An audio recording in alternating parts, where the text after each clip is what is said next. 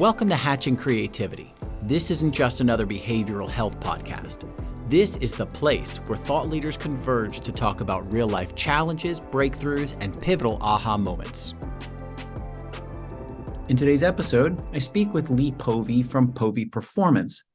Lee was a former U.S. cycling Olympic development coach, and now he's with Povey Performance, where he helps founders and CEOs build strategies to be the most effective business owners and managers they can be. And here, Lee and I speak about giving a proper apology and trying to truly understand somebody else's perspective after an argument or an infraction. Remember, if you like what you hear, please leave a comment and tell all your friends about Hatching Creativity. Learning to apologize appropriately is also really important.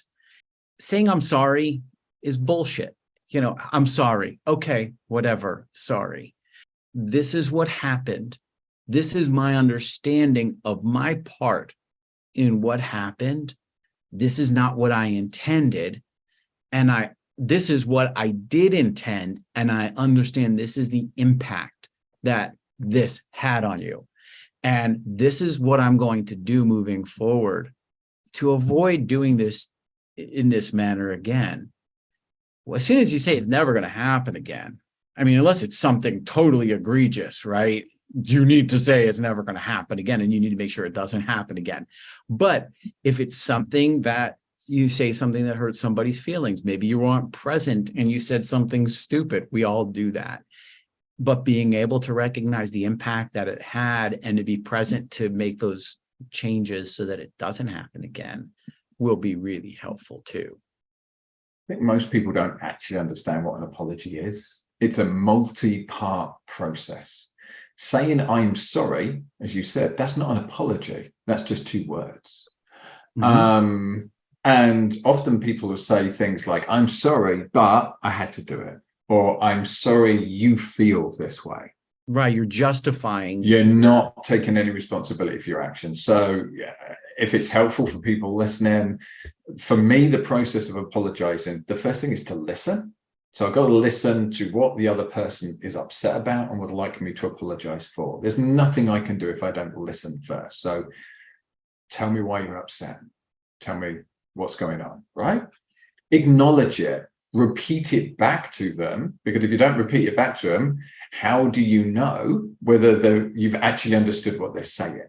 So repeat it back to them. That gives them an opportunity to correct you. No, it's actually this. Okay, have I got it all? Is there anything else you want to say? Right, okay, we're clear. Then I'm sorry. With no buts, with no ands, I am sorry. And then finally, what actions will I take from here? How will I do things differently if there is a component I need to do differently? Or how can I repair? What do you need from me to repair this situation? What would you need me to do differently? It's not an apology without all of those stages. I think that's really valuable, really important. And I appreciate you sharing that. When Renee, my wife, and I, if we ever have any kind of an argument, which we really don't argue, and I think that that is very different from not arguing because you don't communicate. I think we don't argue because we do communicate, and that's a very important distinction. But she brought to me a few years ago, when we first got together after an argument, there's a traditional Hawaiian forgiveness ritual that they do. And I don't know if you're familiar with this, and it's called Ho'onoponopono. And it's the act of forgiveness.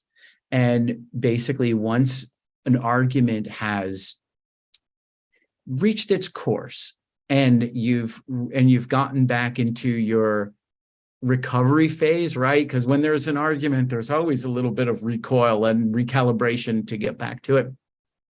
And the Ho'onoponopono it's 4 words or 4 sayings. And it says, I'm sorry, please forgive me, I love you, thank you. And when you do that, there's a release that comes from that. And there's a release that comes from that whole part. And I have that tattooed on me, and right above my heart. It really meant a lot to me when she did that. And it's just been a practice that we've implemented in the event that something does happen. And it's funny because in the heat of an argument, that shit's never coming up.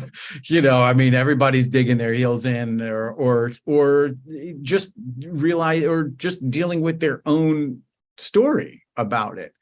And that was always a really good way that we found to kind of put the stamp on it.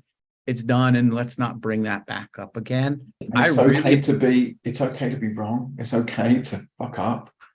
I was really lucky. I learned this at a really early age. I was a real estate agent, so in my early 20s, and somebody rang me up and said, "Hey, you said you were going to do this thing, you didn't do it."